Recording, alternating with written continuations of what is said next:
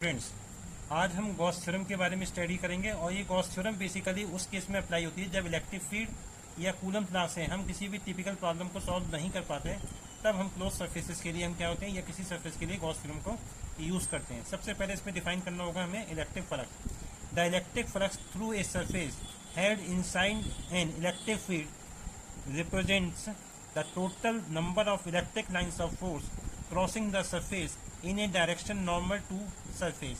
Basically क्या है, जो इलेक्ट्रिक लाइन्स ऑफ फोर्स हैं किसी भी सरफेस को जो क्रॉस करती हैं वही हमारा इलेक्ट्रिक फ्लक्स है। यानी जितनी भी नंबर ऑफ लाइन्स इसको क्रॉस करेंगी फ्लक्स को यानी फील्ड को, तो वो फ्लक्स में काउंट की जाएंगी। ठीक है, इसके लिए हमने क्या किया, सबसे पहले एक छोटा सा हमने सरफेस कंसीडर किया एस और उसमें से एक element area D S consider किया है। यहाँ पे जो एरो से मैंने शो किया है वो इलेक्ट्रिक फील्ड की डायरेक्शन है और ये एलिमेंट का एरिया जो है वो हमारा डी एस है।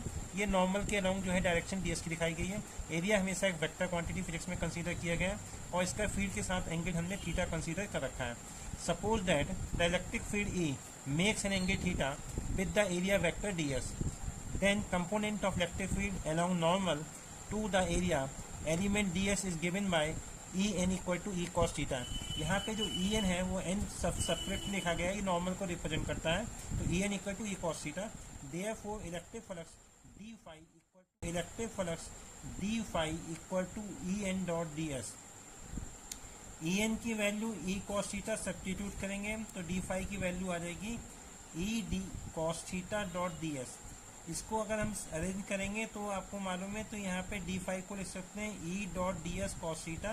और क्योंकि वेक्टर में आप आसानी से जानते हैं कि ए बी कॉस थीटा को हम ए डॉट बी लिखते हैं, सिमिलरली यहाँ पे d phi equal to vector form में E vector dot D s vector लिख सकते हैं। ठीक है, electric flux is a scalar quantity, its unit is newton meter square coulomb -1।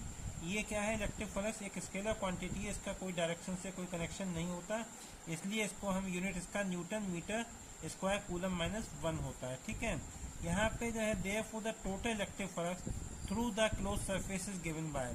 यहाँ से बहुत ध्यान देने वाली बात होगी कि मैंने क्लोज सरफेस वर्ड यूज किया गया है, तो जब भी क्लोज सरफेस वर्ड यूज होगा तो टोटल इलेक्ट्रिक फ्लक्स फाई से लिखा जाएगा और यहाँ साइन ऑफ इंटीग्रेशन में नीचे के पोर्शन पे लोअर लिमिट पे एस लिखा जाएगा और बीच में सर्कल से हम क्लोज सरफेस को रिप्रेजेंट करेंगे और E dot D s vector आ जाएगा।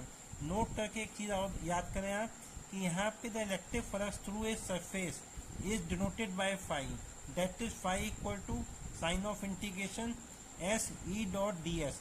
यहाँ से याद रखें, जब भी आप किसी सरफेस से फ्लक्स निकालेंगे तो उसमें यहाँ पे जो है सर्कल नहीं बनाएंगे, सिर्फ सरफेस में, पर लेकिन अगर क्लोज सरफेस की बात आती है तो वहाँ पे आपको सर्कल शो करना पड़ेगा।